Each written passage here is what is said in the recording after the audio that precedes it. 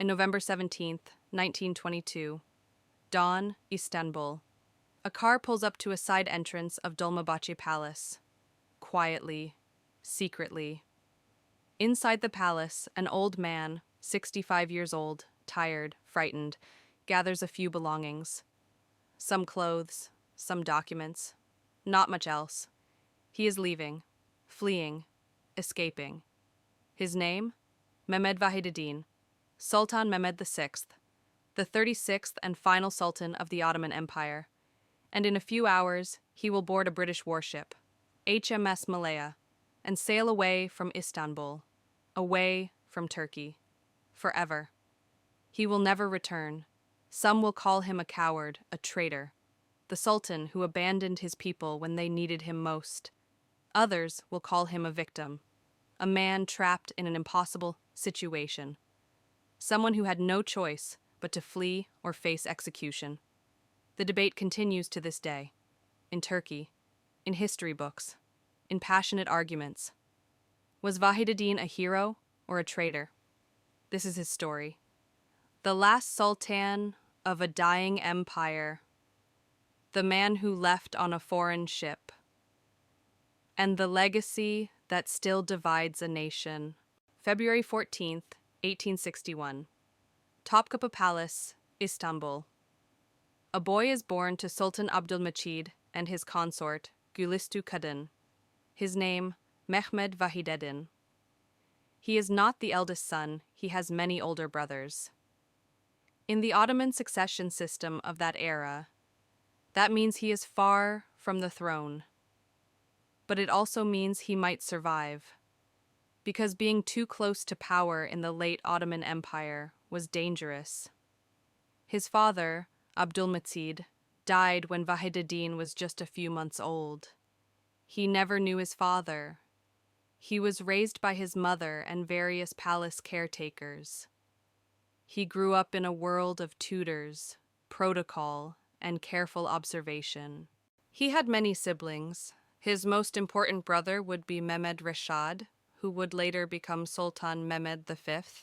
Vahideddin's childhood was marked by watching. The empire was declining, losing wars, losing territory. European powers were carving it up piece by piece.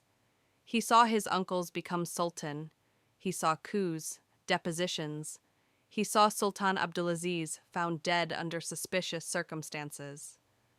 He saw his uncle Abdulhamid II rule for 33 years through paranoia and spies. He learned the most important lesson of Ottoman royalty in the late 1800s.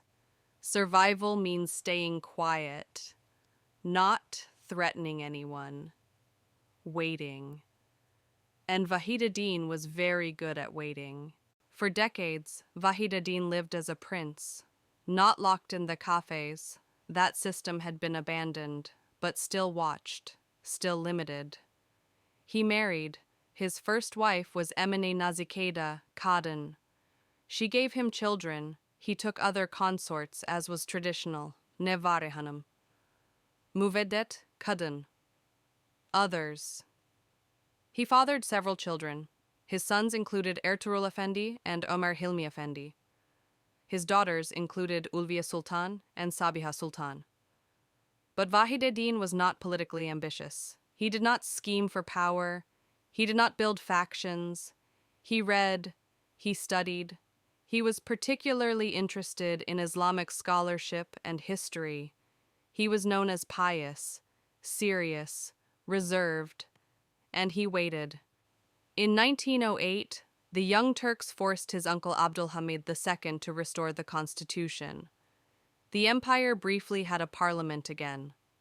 In 1909, Abdülhamid was deposed. Vahideddin's brother, Mehmed Reshad, became Sultan Mehmed V. And Vahideddin? He became heir to the throne the next in line. He waited 9 more years. July 3, 1918, Sultan Mehmed V died. And Vahideddin, at age 57, became Sultan Mehmed VI. But this was not a coronation to celebrate, because the Ottoman Empire was dying, literally dying. World War I was ending, and the Ottomans had lost, catastrophically. The empire had entered the war in 1914 on the side of Germany and Austria-Hungary. It had been a disaster, millions dead, entire armies destroyed, Arab provinces lost, the economy in ruins. And now, in 1918, it was over. The war was lost. Allied forces, British, French, Italian, Greek, were occupying parts of the empire, including Istanbul itself. British warships sat in the Bosphorus. Foreign troops patrolled the streets. And Vahideddin? He was Sultan of nothing, a powerless figurehead in an occupied capital. Vahideddin faced an impossible choice. The empire was finished. Everyone knew it. The only question was, what would come next? The Allies wanted to carve up what was left. The Treaty of Sèvres, signed in 1920, essentially dismantled the empire, gave huge territories to Greece, Armenia, France, Italy, Britain. What was left for Turkey? A small rump state in central Anatolia. No coast, no resources, no future. Vahideddin looked at this treaty and thought, if I resist, the Allies will destroy what little is left. If I accept, maybe we can survive. Maybe we can negotiate. Maybe we can save something. So he accepted it, reluctantly, bitterly. But he accepted it. He thought he was being realistic, pragmatic, trying to save lives. But in Anatolia, far from Istanbul, others disagreed. Because while Vahideddin was in occupied Istanbul, a resistance movement was forming in Anatolia, led by a man named Mustafa Kemal, later known as Ataturk.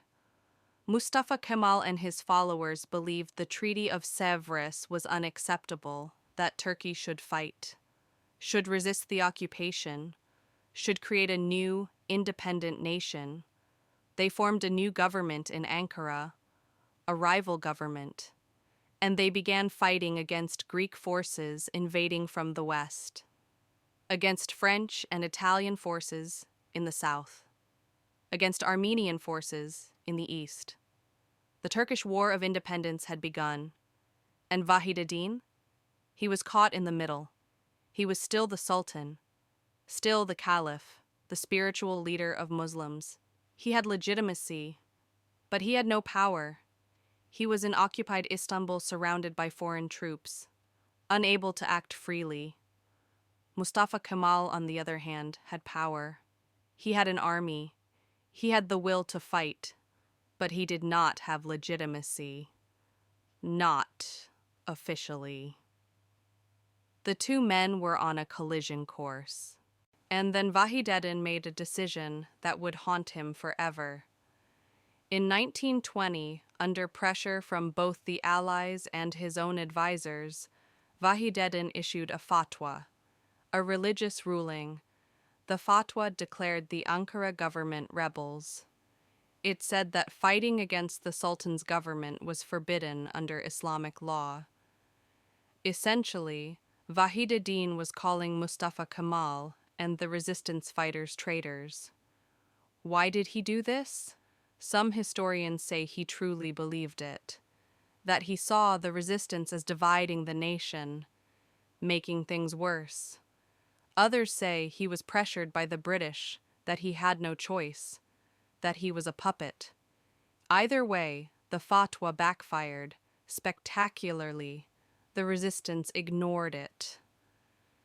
The people in Anatolia supported Mustafa Kemal, not the Sultan, and Vahideddin's reputation destroyed. From that moment on, he was seen by many Turks as a collaborator, as someone who sided with the occupiers against his own people. For the next 2 years, the War of Independence raged, and Vahideddin in Istanbul could only watch. Mustafa Kemal's forces fought brilliantly. They pushed back the Greeks. They negotiated with the French and Italians. They won. By 1922, it was clear. The resistance had succeeded. Turkey would be independent, and the Treaty of Sèvres, dead, replaced by a new treaty, the Treaty of Lausanne, which recognized Turkish independence and sovereignty. Mustafa Kemal had won. And Vahideddin, he had lost. On November 1st, 1922, the Grand National Assembly in Ankara officially abolished the Sultanate. The Ottoman Empire was over. Vahideddin was no longer Sultan. He was just a man.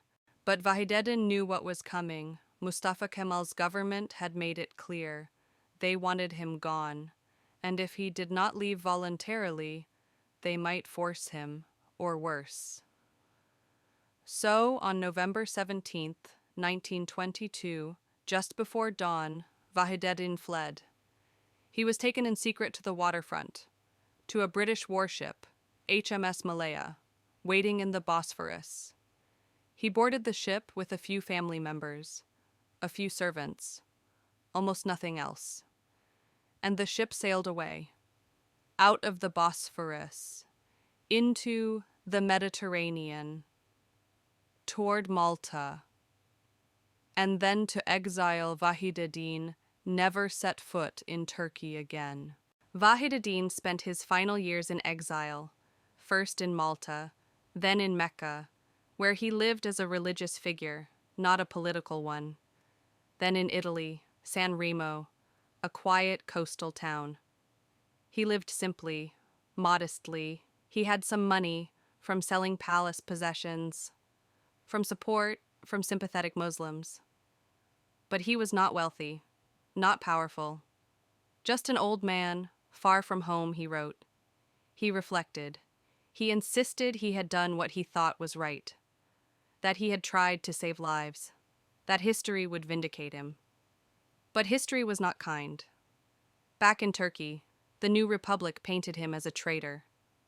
The Sultan who fled, the collaborator, the man who chose the British over his own people. His name became synonymous with cowardice and betrayal. On May the 16th, 1926, Vahideddin died in San Remo. He was 65 years old. He was buried in Damascus, Syria, in the mausoleum of Sultan Selim I, one of the great conquerors of Ottoman history. The contrast was not lost on anyone. Selim the conqueror, and Vahideddin the last. So was Vahideddin a traitor or a victim? The case against him is strong. He accepted the Treaty of Sèvres, a treaty that would have destroyed Turkey. He issued a fatwa against the resistance, calling his own people rebels. He fled on a British ship, abandoning the nation in its darkest hour. Those facts are undeniable. But here is the other side. What choice did he have? He was in occupied Istanbul, surrounded by foreign troops, powerless. If he had openly supported the resistance, the Allies would have removed him immediately, maybe imprisoned him, maybe worse. He had no army, no resources, no real authority. Was he supposed to fight? With what?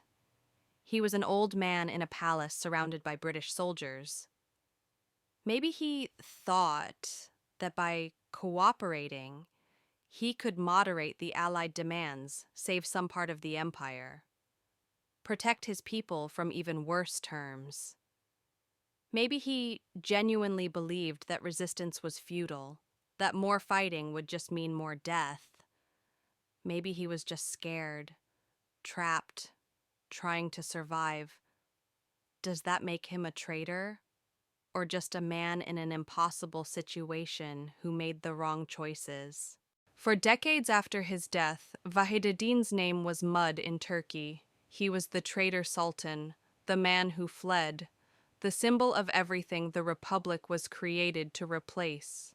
But in recent years, some historians have tried to reassess him. They point out that he was in an impossible position, that he had no good options, that calling him a traitor ignores the complexity of the situation. They note that he never profited from his collaboration. He died in modest circumstances. He was not a villain motivated by greed or power. He was just a man who was Sultan at the worst possible time.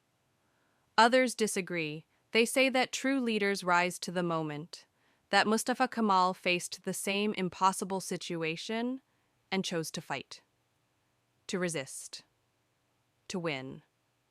And Wahiduddin chose to flee. The debate continues. In 2021, nearly a century after his death, Turkey brought his remains back from Syria. He was reburied in Istanbul with some state ceremony. Was that forgiveness, recognition, or just the passage of enough time that old wounds no longer sting? Nobody quite agrees. Here is what we can say for certain. Wahiduddin was the last sultan of the Ottoman Empire, an empire that had lasted over 600 years, that had ruled 3 continents, that had been one of the most powerful forces in history. And he watched it die, not with glory, not with a great final battle, but with occupation, treaties, and collapse. Maybe no one could have saved it. Maybe the empire was too broken, too outdated, too exhausted by war and decline. But Wahiduddin will forever be remembered as the Sultan, who left, who boarded a foreign ship and sailed away. Whether that makes him a traitor or a tragic figure, that is for you to decide. If this story of impossible choices, the end of an empire, and a legacy that still divides people, moved you, if you are sitting there wondering what you would have done in Wahiduddin's place, hit that like button. Because history is not always clear. It is not always fair. Sometimes the people who face the hardest choices are judged the most harshly, and Wahiduddin faced an impossible choice. We are uncovering all these stories, the last rulers of fallen empires, the people caught between old worlds and new, the legacies that time has not resolved. So if you want more content that makes you question everything you thought you knew about history and leadership, subscribe and hit that notification bell, drop a comment. Was Wahiduddin a traitor or a victim? What would you have done? Could he have done anything differently? Thanks for watching. And remember, the end of an empire is never simple, and the last person standing always takes the blame.